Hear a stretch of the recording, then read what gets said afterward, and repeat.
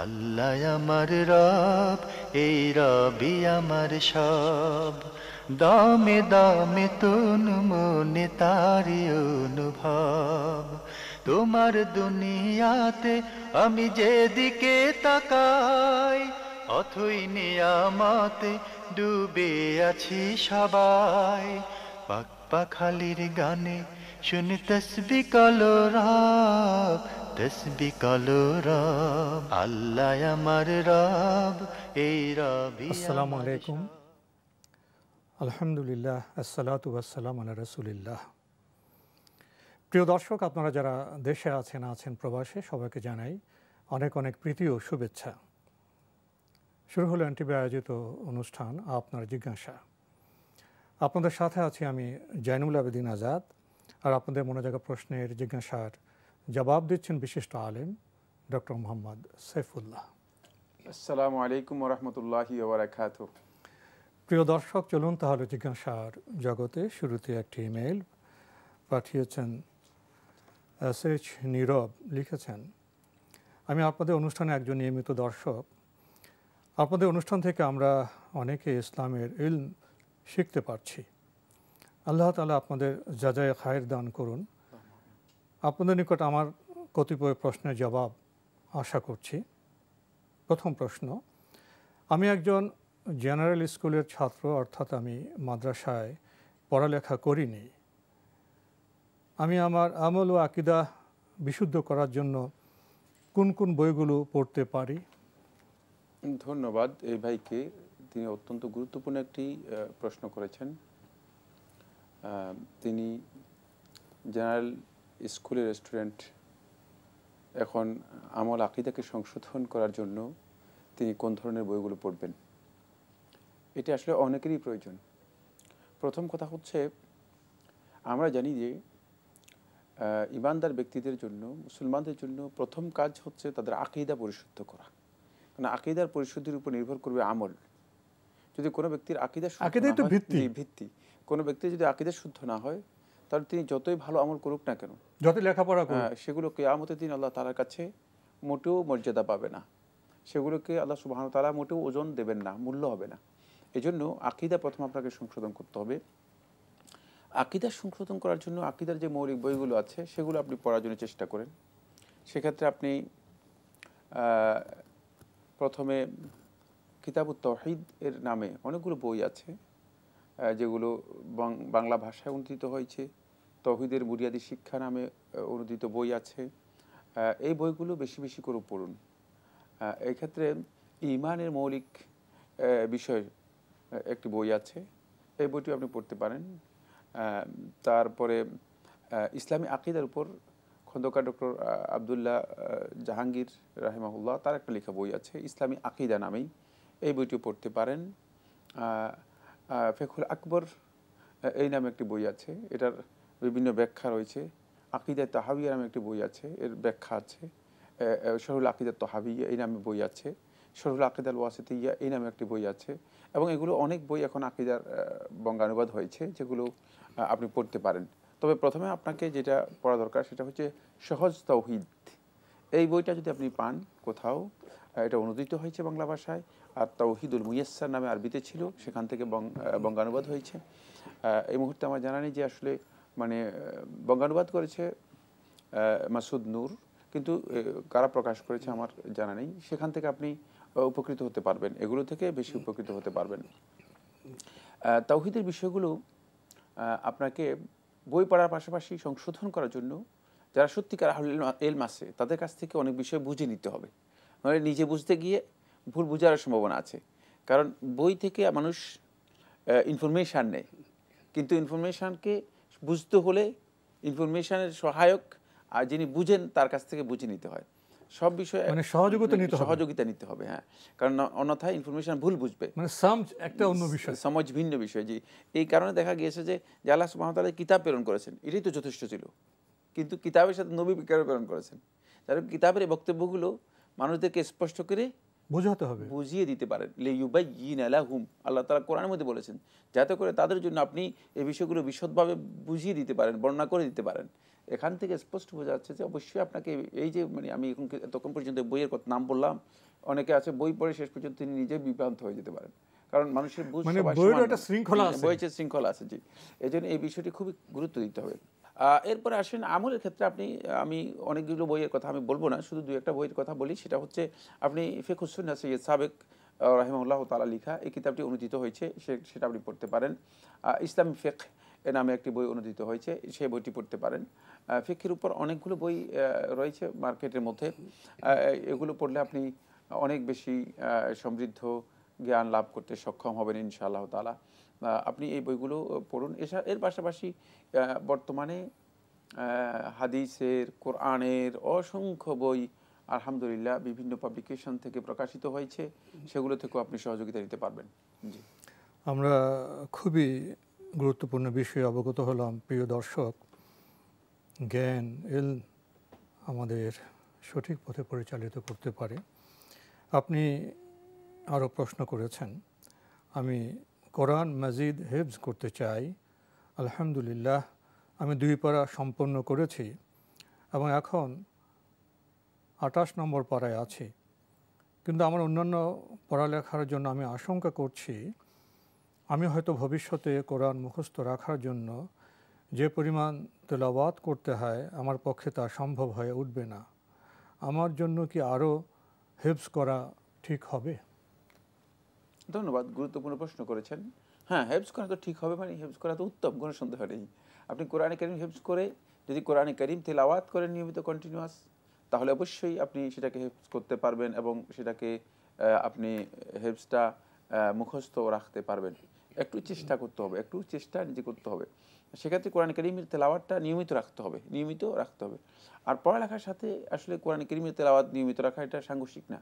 এর জন্য অনেক লম্বা সময়ের প্রয়োজন নেই। আপনি আধা ঘন্টা 15 মিনিট যদি ডেলি এর জন্য নির্ধারণ করেন, আপনি নিয়মিত কোরআন কারীম তেলাওয়াত করতে পারবেন। তাহলে আপনার নিয়মিত ডেইলি একটি সময় সংরক্ষণ করতে হবে। অবশ্যই সময় থাকতে হবে। আর এটি অন্য পড়ালেখার সাথে উনি অল্প অল্প সাংঘর্ষিক করে নয়। এগিয়ে যান না কেন? আরেকটি বিষয় এখানে খুবই গুরুত্বপূর্ণ, সেটা হচ্ছে যারা কোরআন কারীম হেফজ করে থাকে, মানে এই হেফজ মানে যেহেতু আল্লাহর কালাম, তো এটা অনেক শক্তিশালী। মানে এর পাওয়ার এত বেশি যে এতে আল্লাহ সুবহানাহু ওয়া তাআলা ব্রেনকে ওপেন করে দেন। ব্রেনের উন্মুক্ত করে দেন।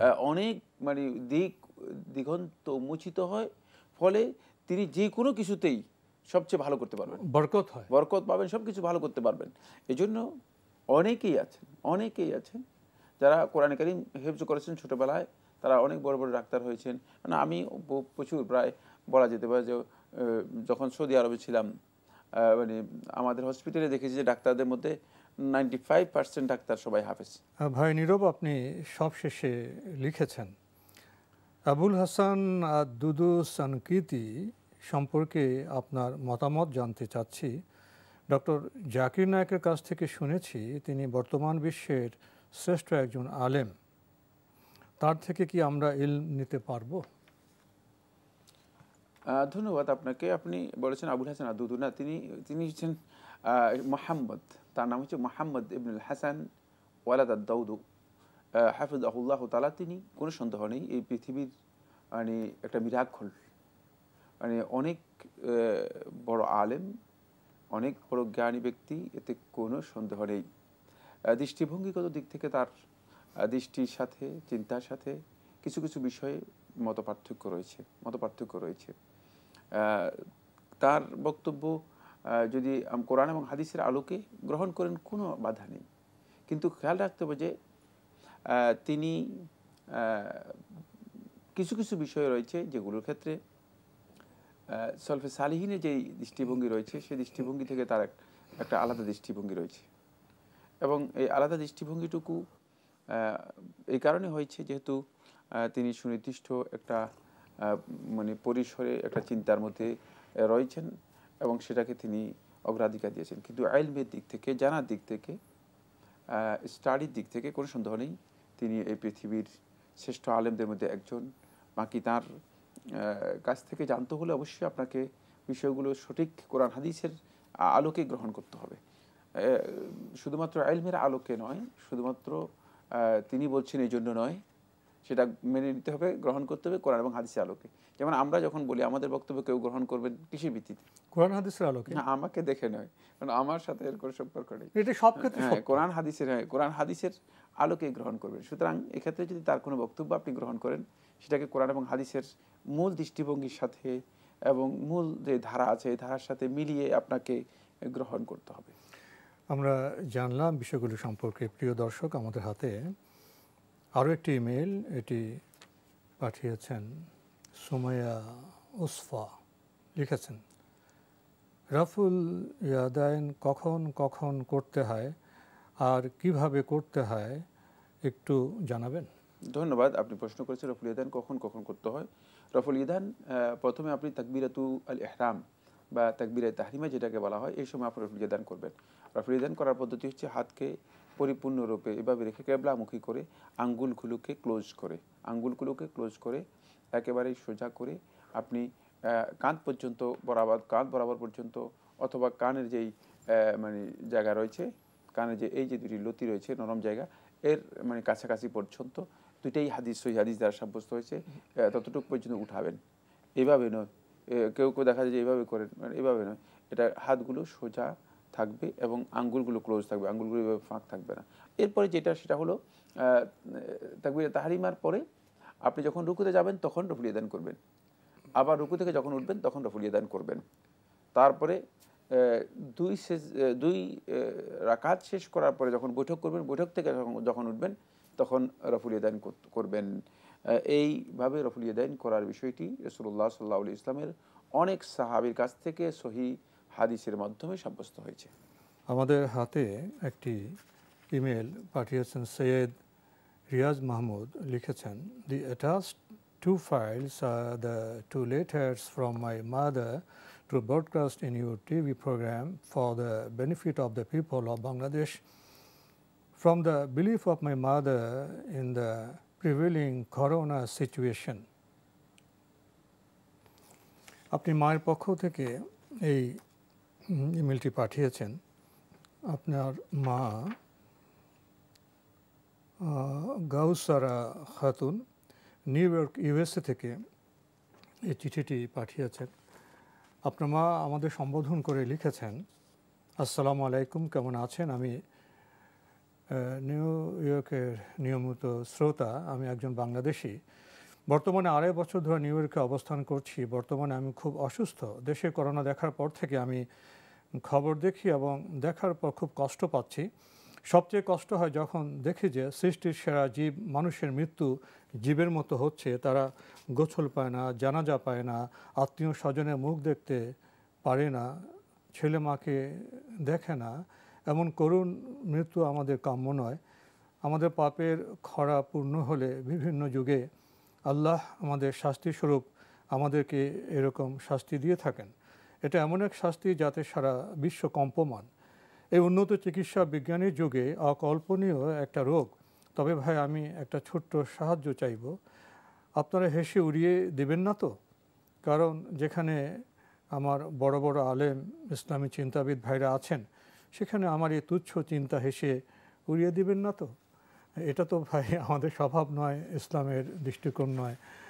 যে কোনো আমাদের ভাই বোন তাদের বক্তব্য পাঠাতে পারেন, সেটা কোরআন হাদিস সম্মত হলে আমরা সমর্থন করব, ভুল হলে আমরা দিক নির্দেশনা দেওয়ার চেষ্টা করব, আমরা হেসে উড়িয়ে দিই না। এরপর আপনি আরও লিখেছেন, আমার ছোটোবেলার একটা অভিজ্ঞতা থেকে বলছি, আজ থেকে প্রায় 60 বছর আগে দেশে এমন ভয়ানক মহামারী হয়েছিল, প্রতি ঘরে 5-7 জন আক্রান্ত হতো, 2-3 জন করে মারা যেত। এমন ভয়াবহ অবস্থার দিনে তেমন কোনো চিকিৎসা ব্যবস্থাও ছিল না। তখন সকাল সন্ধ্যায় জিকির করা হতো। এটা আমি মনে করি উপকার হয়েছিল। এখন তো সব মাদ্রাসা বন্ধ, যাতে জিকিরটা ওখানে করা যায়। তাই আমার আকুল আবেদন, মাওলানা ভাইয়েরা ওনাদের ছাত্রদের নিয়ে জিকিরটা করে সিডি করে বিভিন্ন গাড়িতে লাগিয়ে দেন। যেমন সেখানে গান বাজানো হয়, প্রথমে উদ্বোধনী বক্তব্যের পর আল্লাহুম্মা ইন্নী আউযু বিকা, এই দোয়াটা দিয়ে তারপর আমার নিম্নলিখিত জিকিরটা আপনি বলছেন যে জিকিরের সাথে যোগ করে সুমধুর সুরে যখন গাওয়া হবে, তখন হয়তো অনেক অমুসলিম ভাইও এতে আকৃষ্ট হবেন, কারণ জিকিরের ভিতরে একটা ঐশী বিষয় আছে। আপনি আরও লিখেছেন, আমার প্রস্তাবটাকে আপনারা তুচ্ছ ভাববেন না। কবির ভাষায় বলতে হয়, যেখানে দেখিবে ছাই উড়াইয়া দেখো তাই, পাইলেও পাইতে পারো অমূল্য রতন। আল্লাহর সন্তুষ্টি আমাদের কাম্য। আমার জিকিরটা হলো লা ইলাহা ইল্লাল্লাহ 2-3 বার, হাসবি রাব্বি সাল্লাল্লাহু মাফি খালফি গায়রুল্লাহ নূর মোহাম্মদ, এগুলি লিখেছেন। এবার আপনি বলছেন যে আমরা যদি কিছু যুক্ত করে দিই ইত্যাদি ইত্যাদি। আপনার মূল বিষয় হলো এই করোনার এই সময়ে জিকিরের মাধ্যমে আল্লাহর সাহায্য চাওয়া, কি বলবেন? ধন্যবাদ। উনি অনেক লম্বা একটা চিঠি লিখেছেন। এই চিঠি লেখার জন্য ওনাকে ধন্যবাদ। জিকিরের বিষয় তো আমরা বলেছি, জিকির ইসলামী শরীয়তের মধ্যে অত্যন্ত গুরুত্বপূর্ণ একটি ইবাদত। আল্লাহ সুবহানাহু ওয়া তাআলা বান্দাদেরকে লক্ষ্য করে কোরআনে কারীমের মধ্যে ইরশাদ করেছেন, ইয়া আইয়ুহাল্লাযীনা আমানু যকুরুল্লাহা যিকরান কাসীরা, হে ঈমানদারগণ, তোমরা আল্লাহ রাব্বুল আলামিনের অধিক পরিমাণে জিকির করো। আল্লাহ সুবহানাহু ওয়া তাআলা জিকির, এটি আল্লাহর বান্দাদের জন্য খুবই গুরুত্বপূর্ণ। আর আপনি যে কথা বলেছেন, জিকিরের মাধ্যমে আল্লাহ সুবহানাহু ওয়া তাআলা বান্দাদের এই বিপদ আপদ বালা মুসিবত দূর করেন, এটাও সত্য। বাকি আপনি যেই ফরম্যাট তৈরি করে দিয়েছেন, এই ফরম্যাটটুকু ইসলাম অনুমোদন দেয় না। এই সম্পর্কে হয়তো আপনার জানা নেই, সেই জন্য আপনি এই ধারণাটুকু দিয়েছেন। এক্ষেত্রে আমরা গোটা মুসলিম উম্মার সমস্ত ভাই ও বোনদেরকে বলবো, সেটা হচ্ছে অধিক পরিমাণে ইস্তেগফার এবং জিকির করে আল্লাহ রাব্বুল আলামিনের এই যে বালা মুসিবত আমাদের মধ্যে আসছে, এবং আল্লাহ রাব্বুল আলামিন আযাব বলেছেন, শাস্তি বলেছেন না, শাস্তি এত সহজ নয়। এটা শাস্তির একটা মানে ইঙ্গিত আর কি, এটাকে বলা থাকে বাস, মানে আল্লাহর পক্ষ থেকে এটা একটা বাস হচ্ছে মানে কিছু ক্ষতি করতেছেন আর কি, কিছু দেখাচ্ছেন, একটা শাস্তির মানে আবহ তৈরি করে একটু আল্লাহ সুবহানাহু ওয়া তাআলা আমাদেরকে ভয় দেখাচ্ছেন। আল্লাহর বান্দাদের জন্য এক প্রকারের আঘাত, শুধুমাত্র যাতে করে তারা সতর্ক হতে পারে। বাকি আপনি যে জিকিরগুলোর কথা উল্লেখ করেছেন, এগুলো কিছু জিকির সহি আছে, কিছু জিকির সহিও নয়। মানে আমরা হয়তো সবগুলো পড়েও শুনিনি, কিন্তু বাস্তব কথা হচ্ছে কিছু কিছু জিকির আছে যেগুলো সহি, যেগুলো করা যেতে পারে। আবার কিছু জিকির আছে সেগুলো সহি নয়, সনদের দিক থেকেও সহি নয়, সেগুলো জিকির করাও জায়েজ হবে না। কিন্তু আমরা জিকির নিয়মিত করি, সকাল সন্ধ্যার জিকির রয়েছে সেগুলো করি, কোনো সন্দেহ নেই জিকিরের মাধ্যমে বালা মুসিবত বিপদ আপদ থেকে আমরা মুক্তি পাবো। আপনার আগের কথাটুকু প্রথম শুরু যেটা, এটা ঠিকই আছে। বাকি যেই ফরম্যাটে তিনি কথা বলেছেন, সেই ফরম্যাটটা তিনি নিজের চিন্তা অনুযায়ী তৈরি করেছেন, যেটা সরাসরি কোরআন এবং হাদিসে যেই নির্দেশনা আছে, নির্দেশনা সমর্থন করে না।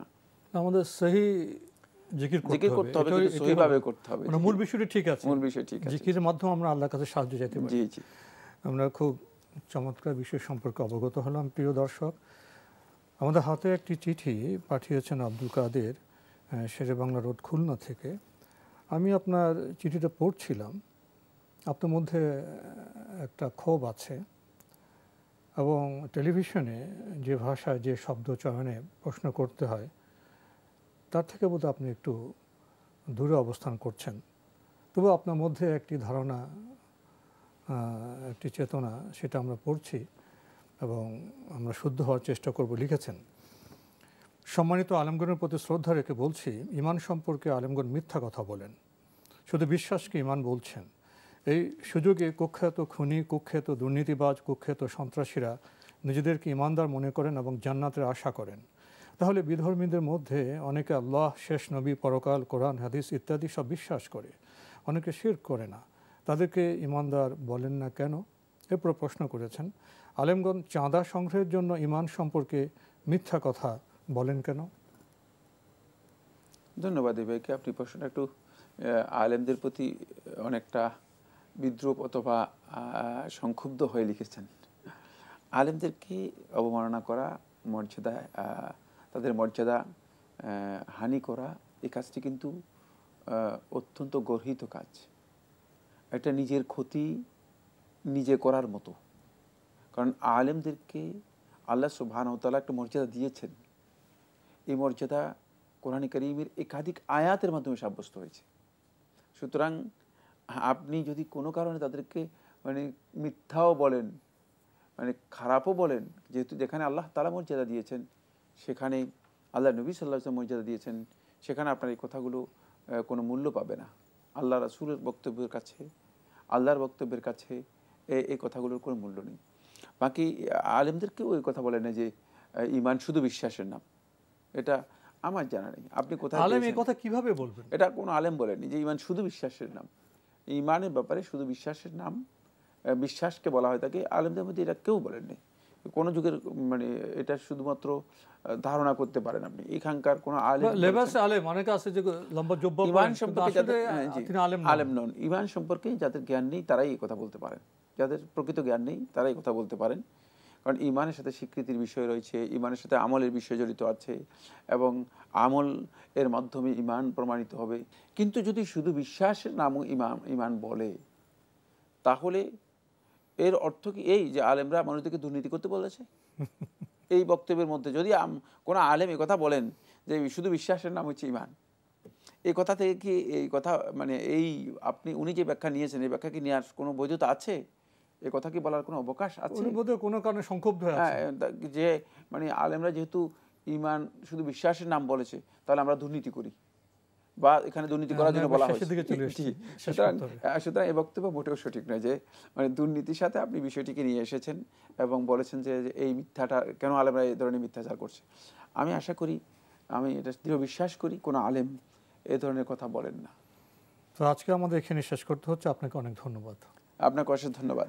প্রিয় দর্শক, আমরা দেখছিলাম এনটিভি আয়োজিত অনুষ্ঠান আপনার জিজ্ঞাসা। আমাদের অনুষ্ঠান আপনারা এনটিভি অনলাইনেও দেখতে পারবেন। ভিজিট করুন www.ntbd.com। এছাড়া ইউটিউবে এবং আমাদের ভেরিফাইড ফেসবুক পেজ অনুষ্ঠান দেখতে পারবেন।